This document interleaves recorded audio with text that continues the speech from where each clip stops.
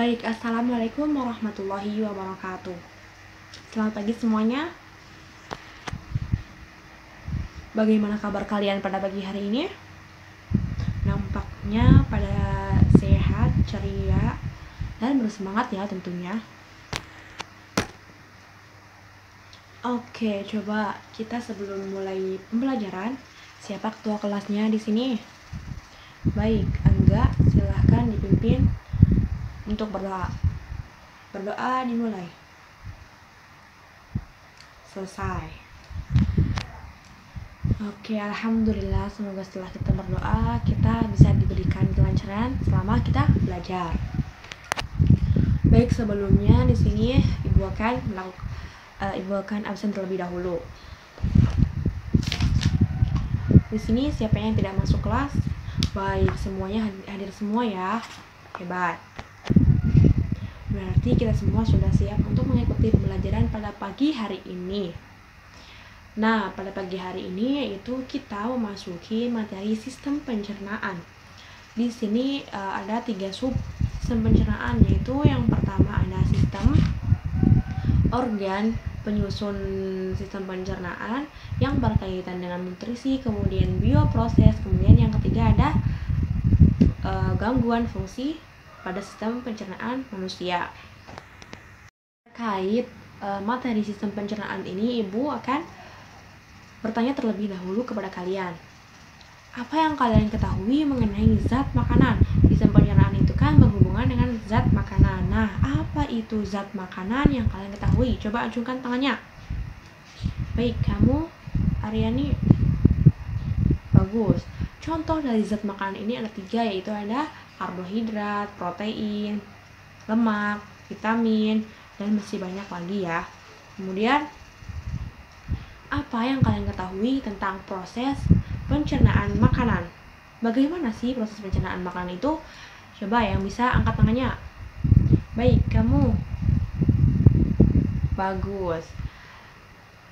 Proses pencernaan makanan ini dimulai dari masuknya makanan ke dalam mulut, kemudian di dalam mulut ini akan terjadi penghalusan dengan gigi, kemudian kelenjar ludah, kemudian setelah makanan sudah halus, mereka akan masuk ke dalam kerongkongan. Dari kerongkongan ini akan berjalan menuju lambung. Di dalam lambung terjadi proses enzimatis, kemudian memasuki usus halus. Di dalam usus halus juga terdapat proses enzimatis, kemudian memasuki usus besar. Di usus besar ini akan disaring terlebih dahulu, kemudian makanan yang sudah diproses akan dibuang melalui anus. Sampai sini kalian sudah ada gambar kan? Nah, bagus. Nah, sebelum itu Ibu akan memberikan sebuah gambaran zat makanan atau contoh dari bahan makanan itu apa sih kandungannya. Nah, berikut adalah contoh dari bahan-bahan makanan yang terdapat kandungan di dalam masing-masing bahan makanan tersebut. Berikut ini yaitu contoh dari bahan makanan karbohidrat. Karbohidrat ini yaitu contohnya ada nasi, kemudian roti, kemudian gandum, kemudian ubi, dan lain sebagainya. Bahan makanan yang mengandung karbohidrat ini biasanya makanan pokok ya.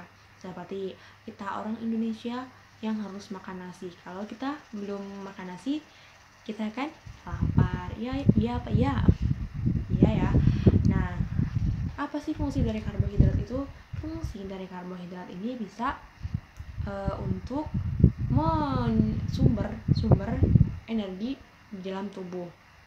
Kemudian berikut adalah contoh dari bahan makanan protein. Protein ini yaitu contohnya ada putih telur, kemudian ikan, dan lain sebagainya.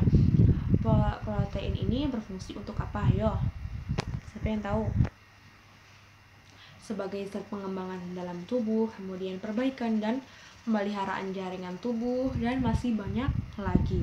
Kemudian di sini ada contoh dari zat makanan yang mengandung lemak. Mengandung lemak ini gimana sih? Kayak di dalam daging sapi, daging kambing itu adalah zat lemaknya.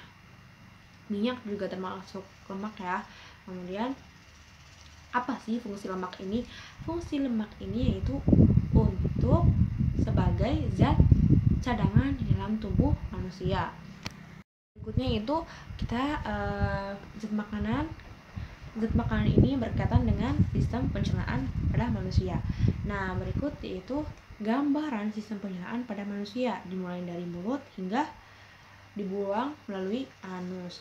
Nah, fungsi-fungsi dari sistem organ pencernaan ini.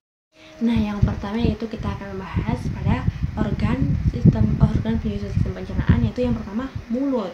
Di dalam mulut ini makanan akan dihancurkan dengan proses mekanik ya. Dengan proses mekanik ini dengan bantuan oleh gigi yang menghancurkan makanan. Nah, rongga mulut ini berfungsi untuk mengunyah, kemudian menggigit dan menghaluskan makanan seperti itu ya. Kemudian makanan dari mulut yang sudah halus akan lanjut ke kerongkongan. Nah, organ kedua yaitu kerongkongan. Apa itu fungsi kerongkongan? Nah, fungsi kerongkongan ini itu sebagai jalan atau saluran dari mulut. Makanan akan masuk ke kerongkongan, sebagai saluran dari mulut, kemudian berjalan ke lambung. Nah, lambung ini adalah organ ketiga dari sistem pencernaan. Apa itu fungsi dari lambung? Fungsi dari lambung ini secara garis besarnya itu menyimpan makanan. Nah, kemudian penyimpanan makanan ini tidak hanya disimpan saja ya. Makanan ini akan diproses di dalam lambung secara kimiawi dan menjadi partikel-partikel kecil, kemudian akan melanjutkan ke usus halus. Setelah sudah makanan sudah diproses secara kimiawi dengan bantuan enzim di dalam lambung, nah makanan akan masuk ke dalam usus halus. Usus halus ini organ keempat penyusun sistem pencernaan. Nah, apa itu fungsi dari usus halus? Fungsi dari usus halus ini yaitu menyerap nutrisi dari makanan-makanan tersebut seperti lemak, karbohidrat, protein, vitamin, dan mineral yang untuk diproses yang bisa menjadi sistem energi dalam tubuh. Nutrisi yang diserap ini kemudian akan dialirkan ke dalam darah seperti itu ya. Kemudian makanan yang sudah diproses di dalam usus halus akan masuk ke dalam usus besar. Nah, usus besar ini adalah organ penyusun sistem pencernaan yang ke-5. Betul. Usus besar ini yaitu berfungsi untuk apa? Usus besar ini berfungsi untuk membantu penyerapan cairan dan vitamin yang dibutuhkan oleh tubuh. Yang dibutuhkan oleh tubuh akan disalurkan ke dalam tubuh, yang tidak dibutuhkan akan dikeluarkan melalui feses. Seperti itu ya. Nah, apa sih perbedaan dari pencernaan kimiawi dan mekanik? Apa? Ayo, siapa yang tahu? Baik, kamu? Bayu? Betul sekali. Seperti tadi yang sudah dibahas oleh Bayu, yang sudah dijawab oleh Bayu, perbedaan dari sistem pencernaan secara mekanik dan kimiawi ini tadi Ibu sudah jelaskan sekilas. Nah, perbedaannya yaitu kalau proses pencernaan secara mekanik ini dilakukan di dalam mulut, betul. Dilakukan di dalam mulut. Proses perubahan makanannya ini dari bentuk yang besar yang kasar sampai menjadi halus kecil-kecil yang dibantu oleh gigi. Kemudian itu proses pencernaan secara kimiawi itu di dalam mulut dengan bantuan gigi. Kemudian pencernaan secara kimiawi ini yaitu dibantu oleh enzim ya, enzimatis, yaitu dilakukan di dalam lambung. Nah, proses perubahan makanan dari secara kimiawi ini yaitu secara kompleks ya, sudah menjadi zat-zat yang lebih sederhana menggunakan bantuan enzim. Organ yang terjadi proses pencernaan kimiawi yaitu di dalam lambung manusia atau pada kelenjar pencernaan. Kelenjar pencernaan ini yang bisa menghasilkan enzim-enzim yang membantu proses pencernaan kimiawi. Kelenjar pencernaan manusia itu ada beberapa organ itu kelenjar air liur, kemudian kelenjar getah lambung, hati, dan pankreas. Seperti itu ya. Setelah kita sudah mengerti dan ibu juga sudah menjelaskan dari hubungan nutrisi zat makanan yang untuk di dalam tubuh, kemudian bioprosesnya, kita akan melakukan zat uji coba langsung, yaitu menggunakan alat-alat yang sederhana yang ada di rumah atau kita lakukan di laboratorium.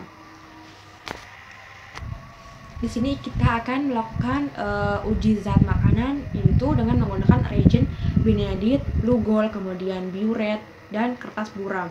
Nah, reagen bahan ini digunakan untuk apa sih? Nah, ibu akan menjelaskan bagaimana hasil dari jika makanan diteteskan dengan Lugol, biuret, Benedict, dan diaplikasikan di atas kertas buram. Zat yang terkandung dalam suatu bahan makanan ini dapat diketahui melalui praktikum. Kita akan melakukan praktikum uji coba zat makanan pada masing-masing bahan makanan yang kita dapatkan. Nah, ada 4 bentuk uji makanan yang meliputi ada uji amilum, uji glukosa, uji protein, dan uji lemak. Nah, 4 uji makanan ini akan digunakan untuk menyelidiki bahan makanan yang terkandung dalam sebuah bahan makanan. Setiap jenis uji makanan ini memiliki cara dan langkah yang berbeda pada pelaksanaan uji praktikumnya. Nah, kita akan melakukan 3 reagen untuk diaplikasikan ke dalam dilakukan ke bahan makanan tersebut ya. Ada Lugol. Lugol ini untuk apa sih? Lugol ini itu untuk menguji bahan makanan yang mengandung karbohidrat. Misalkan kita Lugol ini diaplikasikan ke nasi atau diteteskan beberapa tetes di atas nasi. Bahan makanan yang mengandung amilum ini bila ditetesi akan berubah warna menjadi biru kehitaman. Nah, jika semakin gelap warnanya berarti makanan tersebut banyak kandungan karbohidratnya. Seperti itu ya. Kemudian biuret. Nah, biuret ini yaitu kandungannya ada NaOH dan CuSO4. Apa itu fungsi dari biuret? Yaitu untuk menguji kandungan protein dalam menguji kandungan protein yang ada pada makanan. Bahan makanan yang mengandung protein akan berubah menjadi ungu setelah ditetesi biuret. Nah, hal itu terjadi karena ada ikatan protein dengan biuret yang menghasilkan dasar dan reaksi kompleks dengan koordinasi antara reagen tersebut dengan bahan makanannya. Kemudian ada Benedict. Benedict ini bisa dilakukan dengan Fehling A atau dengan Fehling B. Nah, Benedict ini untuk apa sih? Benedict ini yaitu untuk menguji kandungan glukosa pada bahan makanan. Nah, jika Benedict diteteskan di atas bahan makanan tersebut akan berubah menjadi warna merah bata. Itu setelah diteteskan Benedict dan kemudian dipanaskan di dalam gelas tabung reaksi. Kemudian ada kertas buram. Kertas buram ini untuk apa sih? Jika makanan yang kita gunakan diletakkan di atas kertas buram dan ini akan menjadi transparan jika dioleskan pada kertas buram. Kertas buram ini itu berfungsi untuk uji lemak pada bahan makanan. Seperti itu ya. Sampai sini bisa dipahami? Bisa. Mari kita melakukan uji coba zat makanan yang sudah kita siapkan bahan-bahannya. Baik, sebelum kita melakukan uji coba zat makanan, kita siapkan terlebih dahulu alat dan bahannya ya.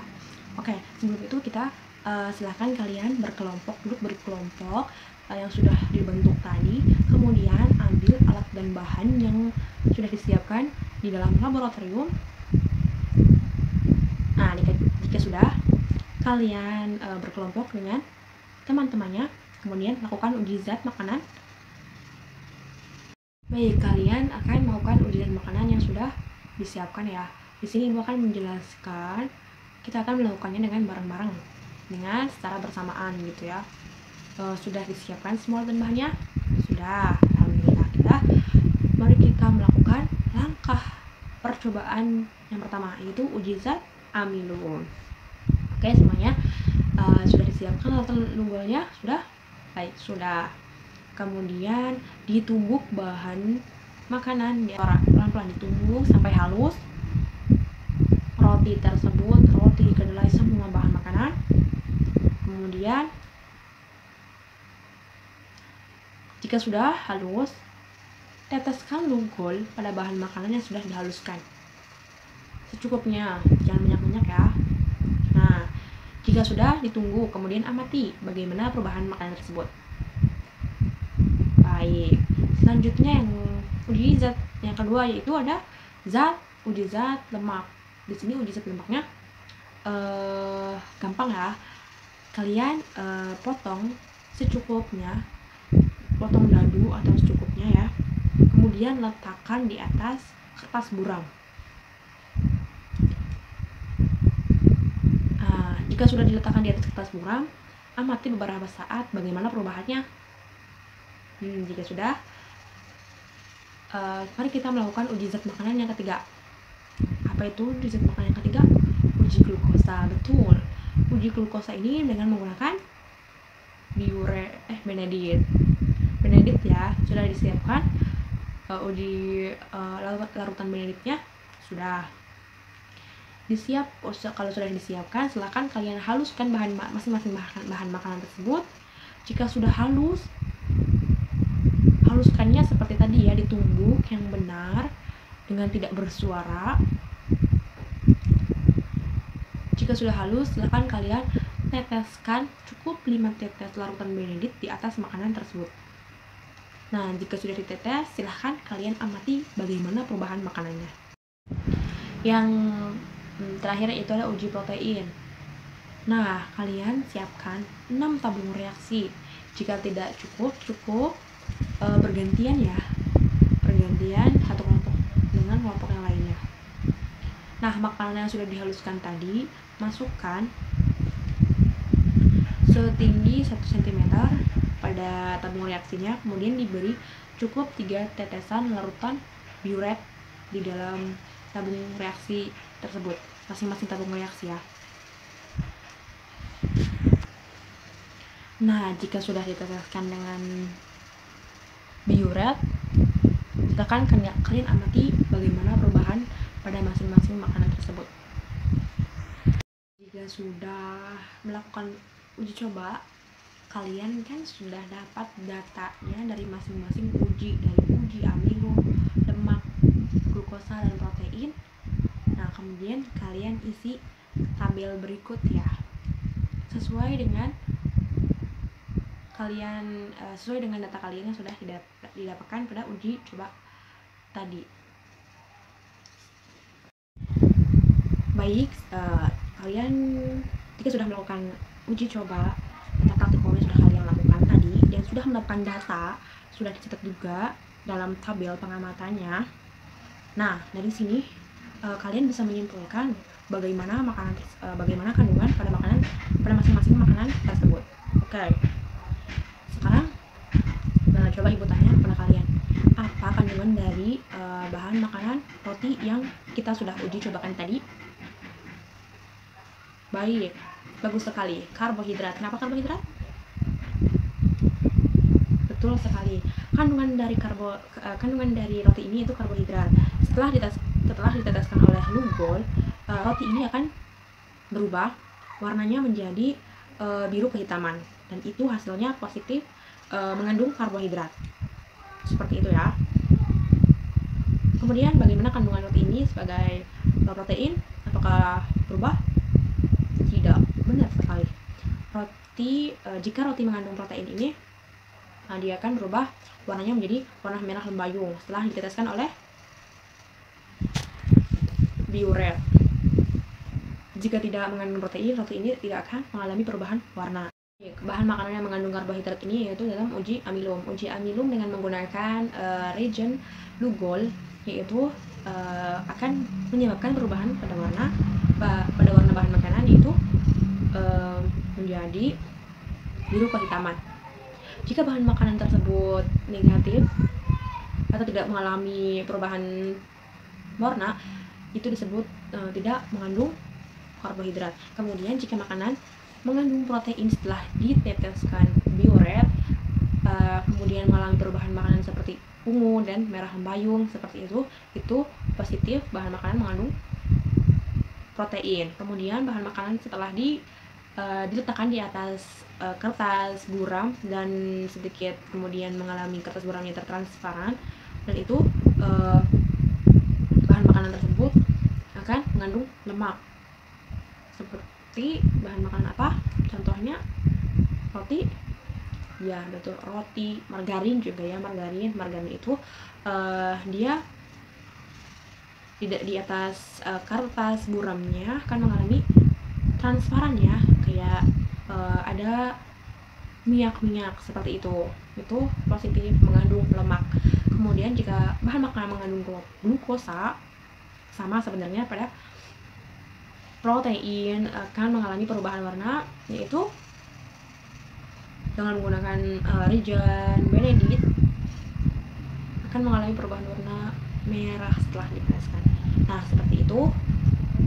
Nah setelah melakukan uji coba yang sudah kita lakukan tadi, bagaimana keterkaitan bioproses pada pencernaan makanan seperti karbohidrat, lemak, kemudian protein. Baik, bioproses yang terjadi pada zat makanan, kemudian yang berhubungan dengan sistem pencernaan makanan juga. Nah, seperti kandungan karbohidrat yang akan dihancurkan melalui di dalam mulut dengan menggunakan enzim amilase dibantu dengan kelenjar ludah yang terjadi di dalam mulut. Itu pada karbohidrat. Kemudian pada protein ini dibantu dengan enzim pepsin dihasilkan oleh lambung. Organ yang di lambung ini, enzim pepsin bekerja untuk menghancurkan protein-protein yang ada dalam pada zat makanan tersebut. Nah, kemudian enzim lipase ini membantu untuk zat makanan yang mengandung lemak pada makanan tersebut kemudian dibantu oleh organ penyusun sistem pencernaan, yaitu di dalam organ pankreas. Kemudian organ ini tempat bekerjanya itu dalam usus halus. Seperti itu. Itu ada gangguan dari sistem pencernaan pada manusia. Apa itu contoh dari gangguan sistem pencernaan? Siapa yang tahu? Nah, betul. Diare disebabkan oleh peradangan usus hingga menimbulkan sakit perut, seperti itu. Contoh-contoh dari gangguan makanan, contohnya dari gangguan pencernaan yaitu ada penyakit mah ini jarang makan atau telat makan, seperti itu. Kemudian sembelit atau diare. Kemudian sariawan juga disebabkan oleh makanan. Kemudian gastritis, penyakit yang ada di dalam lambung yang sudah mengalami peradangan kronis. Kemudian ada tukak lambung, varises gigi, dan lain sebagainya. Baik, sebelum Ibu mengakhiri pembelajaran pada pagi hari ini, Ibu akan memberikan beberapa tugas kepada kalian, yaitu silahkan kalian isi soal LKS yang sudah Ibu bagikan.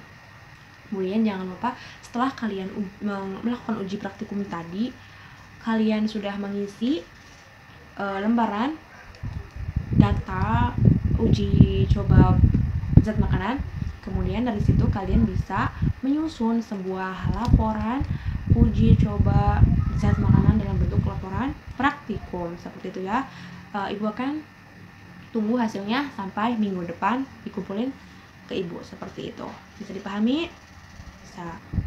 Baik, sebelum Ibu menutup pembelajaran pada pagi hari ini, yang bisa Ibu sampaikan semoga bermanfaat. Dari sini kita akan mengambil bagaimana zat makanan yang terdiri karbohidrat, lemak, protein, air, mineral, dan vitamin yang dimasukkan ke dalam tubuh, kemudian diproses dengan organ penyusun sistem pencernaan, dan kemudian dibantu dengan enzim-enzim yang dalam tubuh. Dengan sistem pencernaan yang dibagi menjadi dua, itu ada sistem pencernaan mekanik, kemudian kemudian kimiawi. Dari sini kita bisa menghubungkan nutrisi dari zat makanan dan sistem pencernaan. Gangguan sistem pencernaan ini seperti mah, diare, sembelit, dan lain sebagainya. Mungkin cukup sekian pembelajaran pada pagi hari ini, semoga bermanfaat. Kurang dan lebihnya mohon maaf. Sekian dari Ibu. Wassalamualaikum warahmatullahi wabarakatuh. Sampai bertemu minggu depan.